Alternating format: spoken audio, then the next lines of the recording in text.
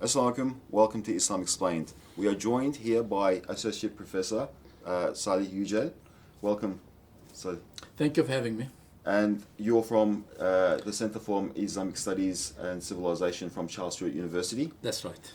Now, I want to ask the question on the significance on Eid al Adha. What is the spiritual benefits behind it? What's the wisdom behind Eid al Adha?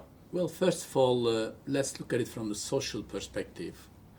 And if you look at in the historical context, when Abraham was commanded to sacrifice his son, in that time, there were many local religions in Mesopotamia, which they worship gods and goddesses.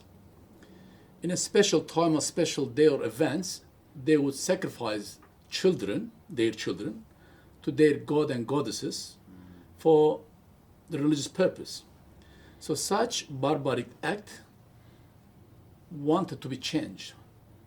And Allah commanded to Ibrahim alayhi salam to sacrifice his son Ishmael to become a role model for the humanity of that time. However, as you know, this at the end of the story that Ishmael was not sacrificed, and then that had a great influence gradually. Such barbaric act eradicated by the time from the Mesopotamia. I think that's the important part of that. And the second aspect of that, during the Eid al Adha, hundreds of millions of Muslims, they gather together. Whether you are a king or prime minister or president, whether you are an ordinary laborer, you pray in the same line. You worship the same God. You turn your face to the Kaaba in the same direction. So it brings the unity of the hearts. And also equality as well. Also, yes, thank you. Yes, also it brings, equality, not just in theory, but also in practice. From the spiritual perspective, Eid al Adha, as you know, that hundreds of millions of people and gather, they perform the prayer, and all of them, they utter a takbir. It's called Allahu Akbar.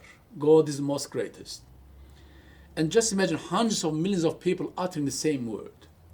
According to some scholars, such word, Allahu Akbar, from the whole of the world become like a word.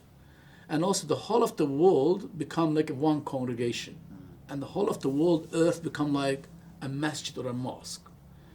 And just imagine such spiritual benefit of that. In addition of that, when we look at the story of Ibrahim alayhi salam and Ishmael alayhi salam in the Quran, many lessons that we can learn from it.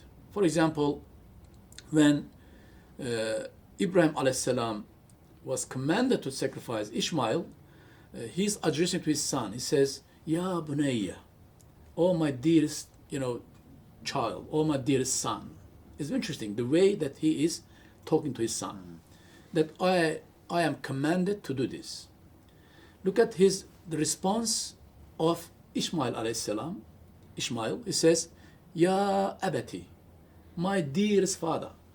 Just imagine your father is going to slaughter you, and you are talking to him, you are saying, my dearest father. I think such communication is important in regarding to how to communicate with good people or bad people, Muslim, non-Muslims, sinner or saints, that also that lesson we can learn from it. I'd like to thank you for explaining the social and spiritual benefits of Eid al Adha. Thank you, Dr. Salih. Thank you for having me. It's a pleasure to have you. And I'd like to thank our viewers for joining in to Islam Explained, and we'll see you next time.